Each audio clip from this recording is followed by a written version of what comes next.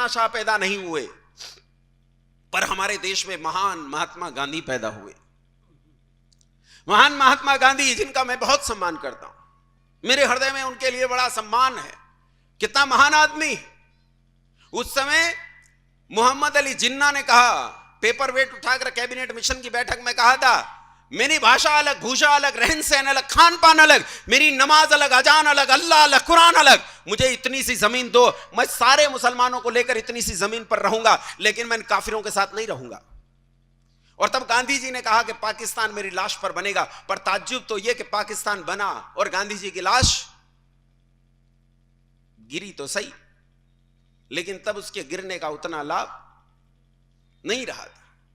हालांकि गांधी जी एक महान आदमी थे, मैं गांधी जी का हृदय से सम्मान करता हूं, लेकिन आश्चर्य यह कि गांधी जी के रहते रहते भारत के टुकड़े टुकड़े हो गए, भारत को तोड़ दिया गया। उस मातृभूमि को, जिस मातृभूमि को हम भारत माता कहते हैं, उस भारत माता की हत्या कर दी गई, उसके टुकड़े कर दिए गए, उसे दो टुकड़ों में बांट दिया गया। और गांधी जी ये सब देखते रहे। अब्राहम लिंकन कहता है, मैंने निश्चय कर लिया था मृत्यु का आलिंगन कर लूंगा, लेकिन अपने देश को बंटने नहीं दूंगा।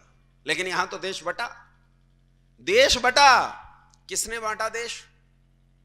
किसने बांटा देश? अच्छा ये बताओ, तुम ऐसे लोग हो, मुझे तो ताज्जुब होता है कि भारतीय लोग कैसे लोग हैं, जो हमारी मां का हत्यारा है हम उसे भी सम्मान देते, उसे भी सम्मान देते जो हमारी मां का हत्यारा है। तुम एक शेर गाते हो, यूनान मिस्र रोमा मिट गए सभी जहां से, कुछ बात है कि हस्ती मिटती नहीं हमारी। गाते हो ना? किसने लिखा था ये शेर? बोलो। इसी का एक और गीत गाते हो तुम 15 अगस्त 26 जनवरी पे, सारे जहां से अच्छा हिंदुस्तान हमारा, हम बुलबुले हैं इसकी, ये गुलसिता हमारा। किसने लिखा था ये गीत? अल्लामा इकबाल। किसने लिखा था ये गीत? अल्लामा इकबाल। कौन है अल्लामा इकबाल? वो आदमी है जिसके मन में पाकिस्तान का विचार पहली बार उठा। जिन्ना तो इसके हाथ की कठपुतली था, असली आदमी जो पाकिस्तान को अपने दिमाग में लेकर आया वो अल्लामा इकबाल था। अल्लामा इकबाल, तुम जानते नहीं हो अल्लामा इकबाल कौन था? नाम से तो पता चलता है। बोलो कौन था अल्लामा इकबाल? अरे बोल पड़ो, क्या था? कश्मीरी पंडित। अल्लामा इकबाल कश्मीरी पंडित था। यह अपने परिवार का चौथा सदस्य था जो कन्वर्ट हुआ, चौथा सदस्य जो कन्वर्ट हुआ था, मुसलमान बना था, यह कश्मीरी पंडित था। मैं तुमसे यह कहना चाहता हूं कि एक आदमी जब कन्वर्ट हो जाता है, मुसलमान बन जाता है, तो वो कितना खतरनाक हो जाता है। वो अल्लामा इकबाल जिसकी पीढ़ियां वेद पाठ करते करते बीती, जिन्होंने वेद के लिए अपने जीवन और घर दांव पर लगा दिए, जिन्होंने अपनी पीढ़ियों को वेद के लिए कुर्बान कर दिया, जिन्होंने इस सनातन धर्म के लिए अपने तिल कर अपने परिवारों को बर्बाद किया, जिन्होंने इस हिंदू जाति के लिए अपना खून बहाया, अपनी पीढ़ियों को तपाकर नष्ट कर दिया, उन्हीं का बच्चा जब धर्म परिवर्तन करके मुंह पर कूंची जैसी थाड़ी थाम लेता है, तब वो ऐसा देशद्रोही होता है कि अपनी ही मातृभूमि के टुकड़े कुटुकड़े करने से डरता नहीं।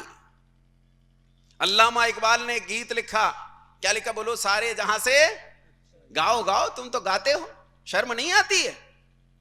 शर्म नहीं आती है इसे गाते हुए कि जिसने हमारी मातृभूमि के टुकड़े किए उसका गीत गाते? बोलो आज के बाद गाओगे? बोलो गाओगे? और कोई गा रहा हो तो बोलो, उसे रोको, और रोकने की ताकत ना हो तो वहां से चले जाओ। लेकिन यह गीत उस आदमी ने लिखा जो देशद्रोही था। इस आदमी ने इस गीत को जाकर पाकिस्तान में बदल दिया था। वहां जाकर इसने इस गीत का नाम रखा कौमी तराना, और गीत को बदल दिया। वहां उसने गाया, सारे जहां से अच्छा पाकिस्तान हमारा, मुस्लिम है हम वतन है पाकिस्तान हमारा। तेगों के साए में, तेग समझते हो? तेग समझते हो? तलवार। तेगों के साए में हम पलकर बड़े हुए हैं। खंजर हलाल का है कौमी निशान हमारा, चीनो अरब हमारा, हिंदुस्तान हमारा, मुस्लिम है हम वतन है सारा जहां हमारा। उसने गीत बदल दिया। ये किताब पढ़ने की जरूरत नहीं है, तुम्हारे हाथ में मोबाइल है, विकिपीडिया पर जाओ, टाइप करो कौमी तराना, तुम्हें कौमी तराना पूरा लिखा मिलेगा। ये तो एक दो शेर मैंने सुनाए, 10 से ज्यादा शेर हैं इसमें। कौमी तराना पाकिस्तान में खूब गाया जाता है। अब तो किताब की जरूरत नहीं, विकिपीडिया पर सब उपस्थित है, हम पढ़ना ही नहीं चाहते। इस मोहम्मद अली जिन्ना ने इस भारत के दो टुकड़े कर दिए। और बंधुओं, जब जिन्ना ने यह सोचा कि इस टुकड़े कैसे किए जाएं, और उसने घोषणा कर दी कि मैं पाकिस्तान लेकर रहूंगा, अगर तुम आसानी से नहीं दोगे तो डायरेक्ट एक्शन से लूंगा। डायरेक्ट एक्शन का मतलब सीधी मारकाट से लूंगा। तो बंगाल में गवर्नर, बंगाल का मुख्यमंत्री माफ करना, जिसका नाम था सोहरावर्दी ने इस जिन्ना के उस डायरेक्ट एक्शन को अमली जामा पहनाया। जिन्ना ने बंगाल में घर घर जाकर चंदा और रसीदें काटी, कहा हम पाकिस्तान प्राप्त करने के लिए एक शांतिपूर्ण आंदोलन करना चाहते हैं। और उस काल में करोड़ों रुपए जमा किए, करोड़ों रुपए। किन के घरों से कटी है रसीदें? हिंदुओं के घरों से। किन की दुकानों से कटी है रसीदें? हिंदुओं की दुकानों से। किन लोगों से कटी है रसीदें? हिंदुओं से कटी है रसीदें। रसीदों से करोड़ों रुपया इकट्ठा किया गया। इस करोड़ों रुपए से हथियार खरीदे गए, उस काल के आधुनिक धारदार और बंदूकें, सब तरह के हथियार खरीदे गए। और 16 अगस्त 1946,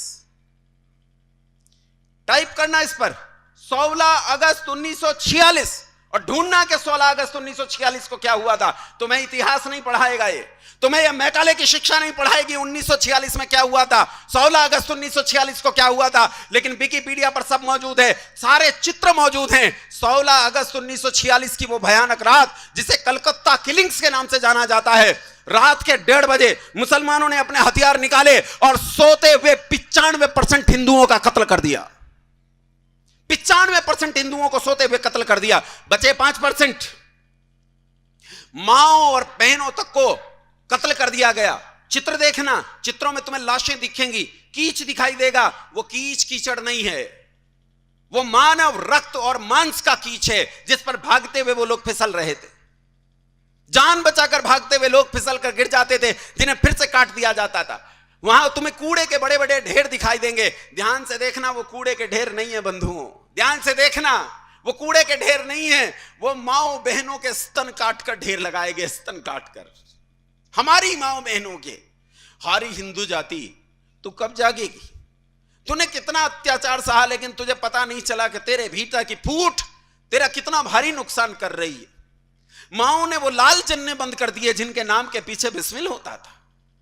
माओ ने वो पति बनाने बंद कर दिए जिन पतियों को वो अपना शीश काटकर थाली में भिजवा देती कि जा राष्ट्र की रक्षा के लिए बलिदान हो, मेरी परवाह मत कर। न जाने इस हिंदू जाति का क्या होगा। अरे तुझे जगाते जगाते दयानंद गया, तुझे जगाते जगाते श्रद्धानंद गया, तुझे जगाते जगाते लेखराम गया, तुझे जगाते जगाते राजपाल बलिदान हुआ, तुझे जगाते जगाते बिस्मिल चंद्रशेखर और भगत सिंह गए, लेकिन तू न जागी, तू न जागी।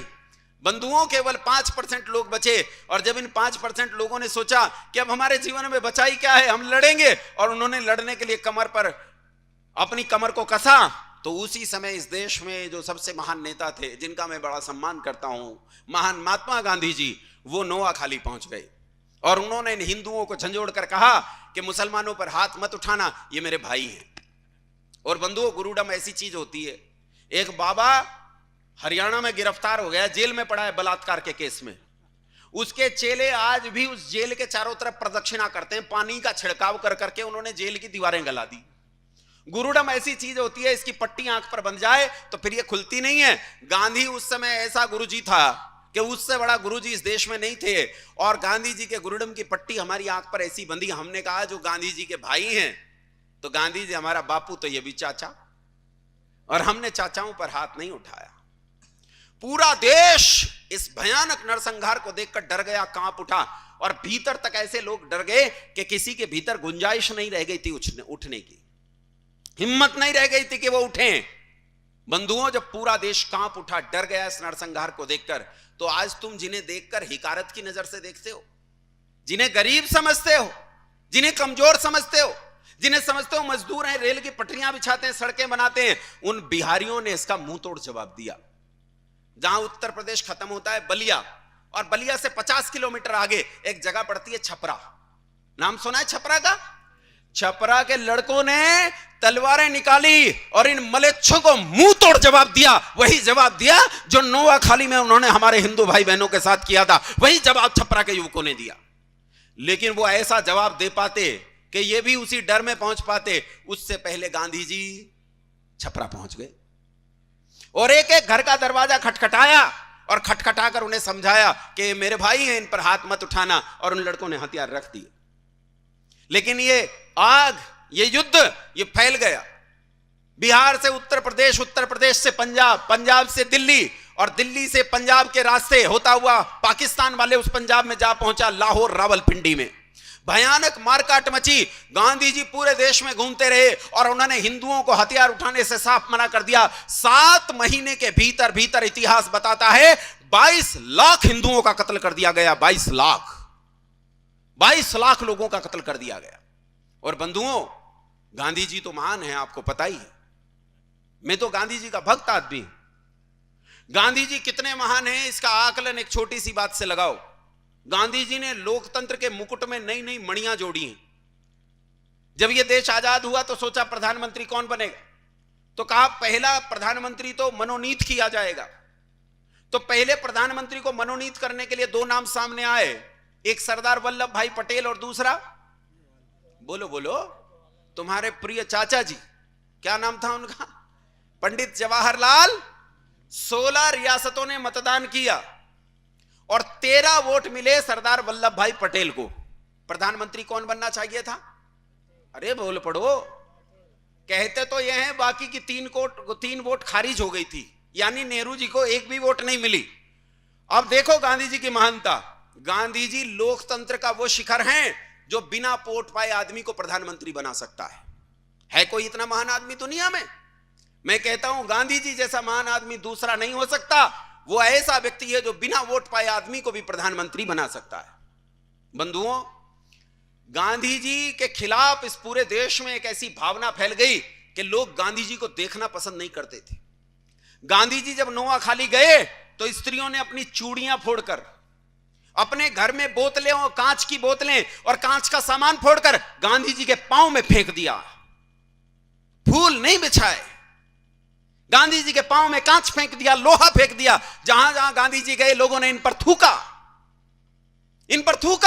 यह स्थिति हुई। लेकिन बंधुओं,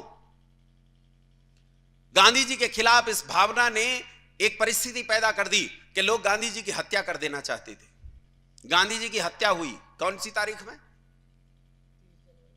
अरे बोल पड़ो, 30 जनवरी को। कौन सी तारीख को हत्या हुई?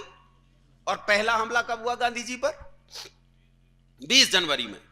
पहला हमला हुआ 20 जनवरी में और 30 जनवरी में नाथूराम गोडसे ने गांधी जी की हत्या कर दी। 20 जनवरी से लेकर 30 जनवरी तक गांधी जी पर 5 हमले हुए। इस बीच में नेहरू की पुलिस, पूरे देश की पुलिस गोडसे को नहीं ढूंढ पाई।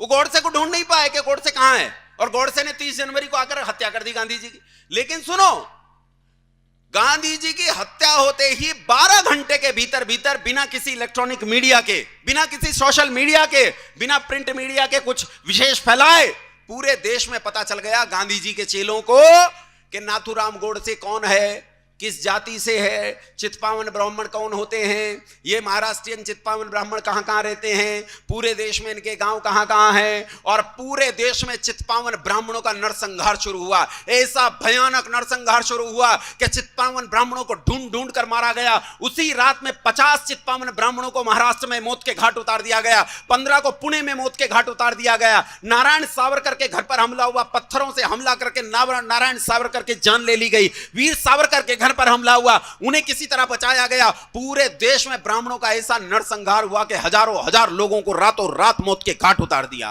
किन लोगों ने? अहिंसा के पुजारियों ने। अहिंसा महान है, गांधी जी महान है। गांधी जी मर गए। गांधी जी के मरने की जब बात आती है तो गांधी जी की हत्या का जिक्र आता है। और बंधुओं, जब भी किसी हत्या का जिक्र आता है तो उसके हत्यारे का नाम भी हत्या के साथ आता है। हां के ना? हां के ना? जब रावण की हत्या का जिक्र आता है तो मर्यादा पुरुषोत्तम भगवान श्री राम का नाम आता है। जब कंस की हत्या का जिक्र आता है तो योगी राज श्री कृष्ण चंद्र का जिक्र आता है। और बंधुओं, जब गांधी की हत्या का जिक्र आता है तो हुतात्मा नाथूराम गोडसे का जिक्र आता है। गोडसे ने हत्या करके गलती की, और जो आदमी हत्या करता है वो हत्यारा है, उसे फांसी चढ़ना चाहिए। बोलो हां के ना?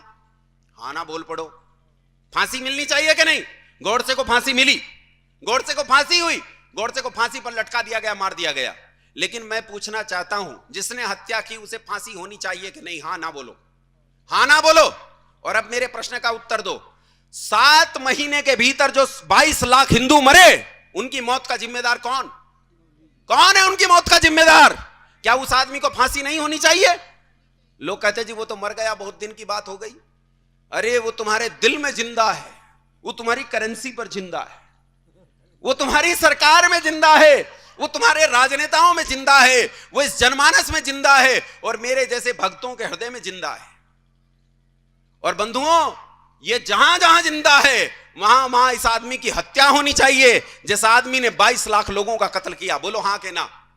विरोध करो अगर मैं झूठ बोलता हूं तो, विरोध करो मेरा अगर मैं झूठ बोलता हूं। मैंने अगर एक भी तथ्य गलत कहा हो ऐतिहासिक रूप से, तो मैं उस तथ्य के लिए माफी मांगने और सजा भुगतने के लिए तैयार हूं। एक भी तथ्य अगर मैंने झूठ कहा हो। बंधुओं, अहिंसा किसे कहते हैं तुमने जानी ही नहीं। अहिंसा प्रतिष्ठायाम तत्सन्निधौ वैरत्यागः। ऋषि पतंजलि कहते हैं अहिंसा किसे कहते हैं।